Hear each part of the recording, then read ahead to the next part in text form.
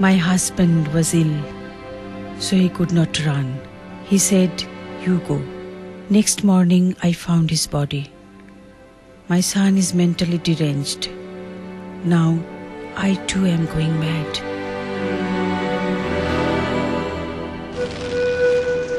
Natural and man-made disasters shatter the lives of victims. Apart from death and injury, they are psychologically disoriented and physically displaced. After the initial shock, as the tragic consequences slowly sink in, victims face the daunting prospect of rebuilding their lives.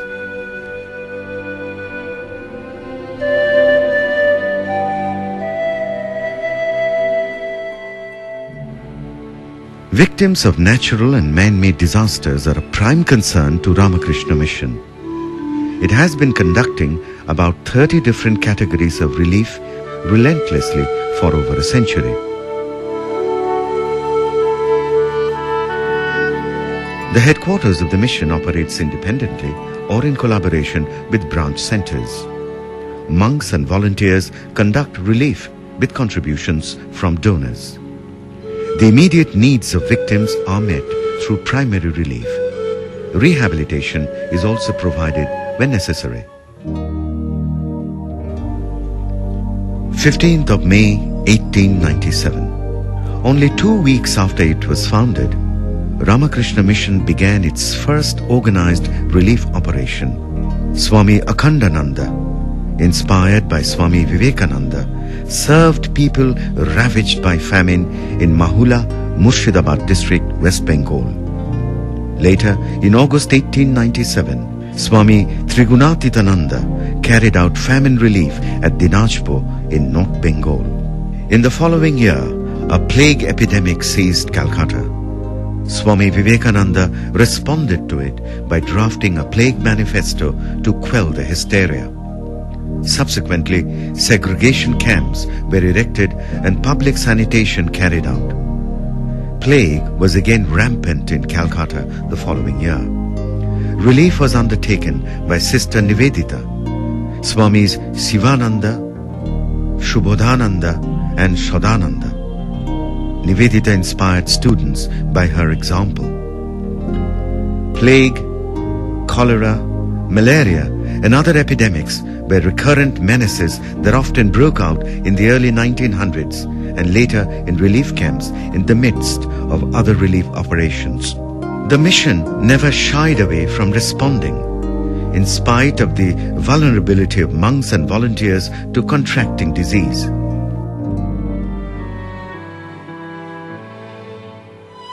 The Ramakrishna Mission's track record between 1897 and 1997 shows that since 1967, there has been a steady increase in the number of primary relief projects. Between 1897 and February 2003, flood relief, constituting about 20% of all relief operations, was Ramakrishna Mission's most common campaign.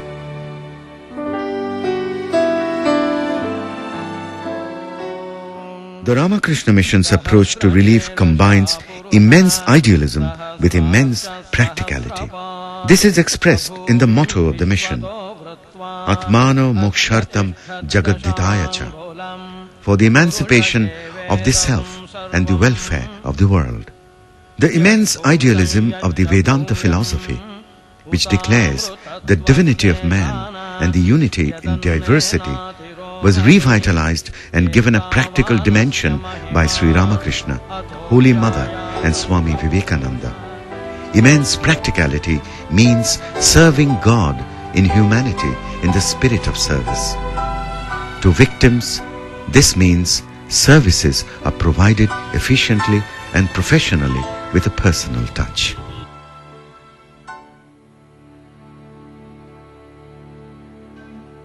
Floods are a recurrent problem, particularly in the northeast of India. Between 1953 and 1987, floods affected an average of 76 lakh hectares, claimed 1,318 lives and damaged property to the value of 298 crore annually in India. The Ramakrishna Mission's primary relief during floods involves distribution of food, medicines, utensils, clothing, and other necessities.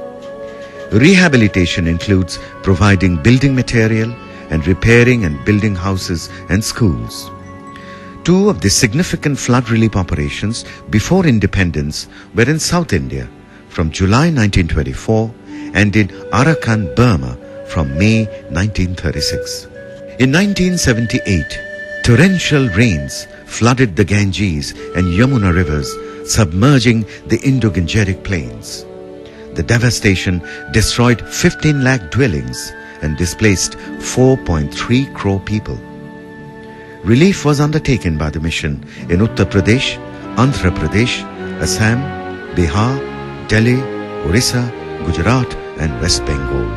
In West Bengal, 25 relief camps were opened in 8 of the 11 affected districts. After providing primary relief, rehabilitation involved the construction of semi-permanent houses in 4 colonies, as well as tube wells and a community shelter. Different parts of India have been prone to drought.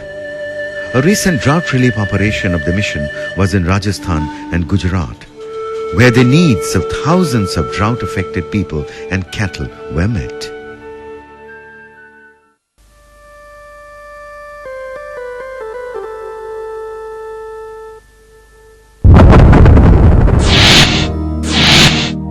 Earthquakes of medium to high intensity unleash unimaginable devastation in a matter of seconds.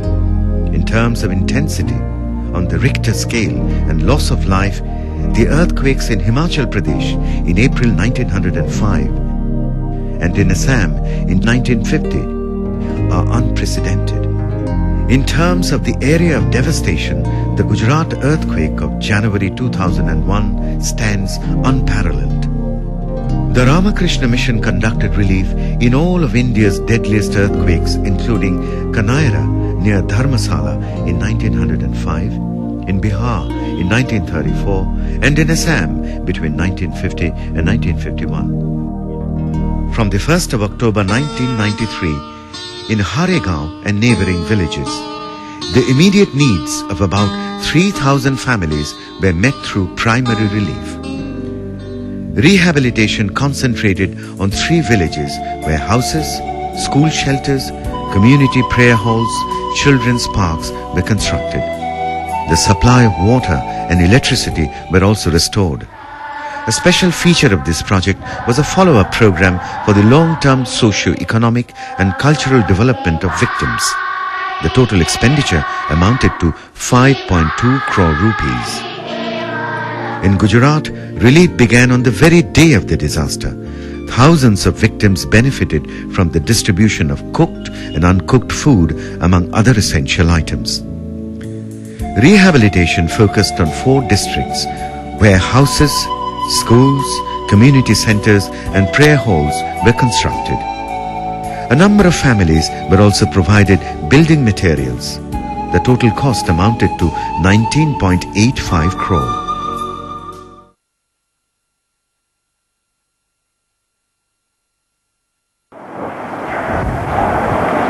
The Indian subcontinent, particularly the East Coast, is most vulnerable to cyclones in the world. Cyclones, like earthquakes, cause the most acute damage to life and property. The cyclones that wrecked through Andhra Pradesh and Tamil Nadu in November 1977 and Orissa in October 1999 were 2 of India's most devastating. Unprecedented in intensity, with tidal waves over 20 feet high, each claimed the lives of more than 10,000 people and did immense damage to property. In Andhra Pradesh and Tamil Nadu, Ramakrishna Mission conducted primary relief from November 1977. At Tiruchi in Tamil Nadu, a housing colony with permanent huts and community halls was built. In 10 villages of Andhra Pradesh, hurricane-proof houses, community halls and temples were constructed. In Orissa, primary relief was provided at 7 districts, benefiting more than 10,000 families from the 1st of November 1999. Rehabilitation concentrated on Kotang in Puri and Kanaguli in Jagatsinghpur, where cyclone-proof houses and schools as well as tube wells were constructed. The total cost was 5.5 crore rupees. An interesting initiative was the building of a 120-meter-long bridge across Vruda Gautami in East Godavari to help an island population establish road links with the mainland, a first for any non-government organization.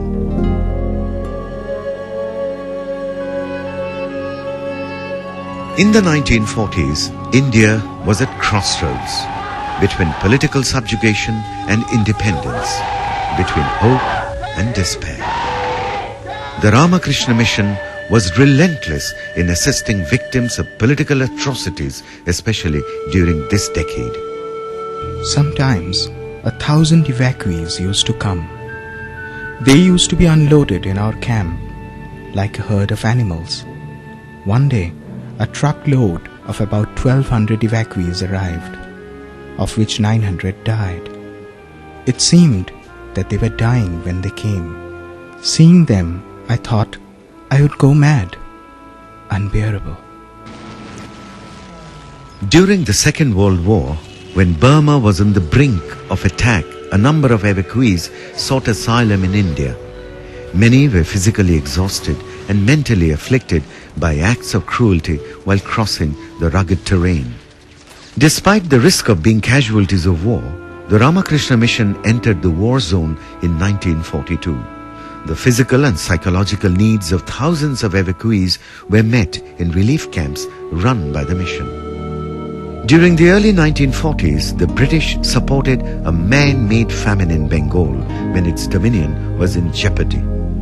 Profiteers cut the supply of food to the bone and prices soared. Destitution and death ravaged Bengal. About 50 lakh people perished. At its peak, the mission ran 75 centers. Apart from primary relief, rehabilitation involved organizing spinning, leather and ironworks among other initiatives. The Ramakrishna Mission Boys Home, Rohora, grew out of this relief work in September 1944 to shelter orphans. Communal violence shredded the very fabric of Indian society, even before independence and partition. In Noakhali and Tipera, East Bengal, minorities were subjected to various acts of savagery. Riot relief began in October 1946. Primary relief was complemented by rehabilitation, which included agricultural assistance, restarting of schools, and building 2 students' homes.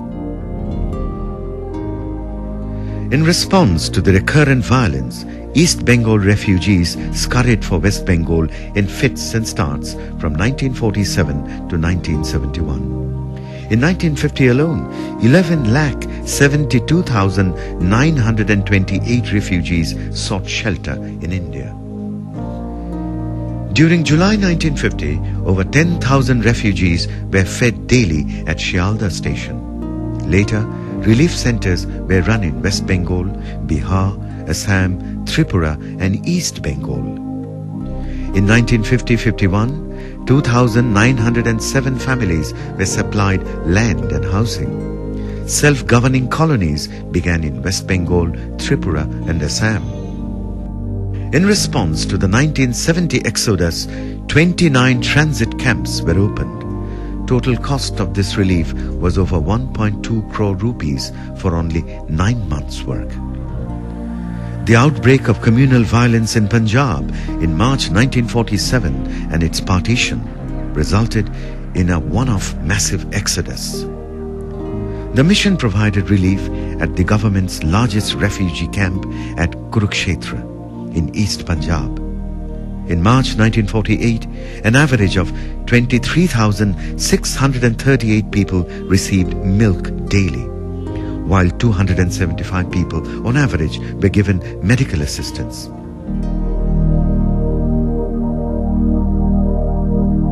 The Ramakrishna Mission has also responded to disasters across India's borders.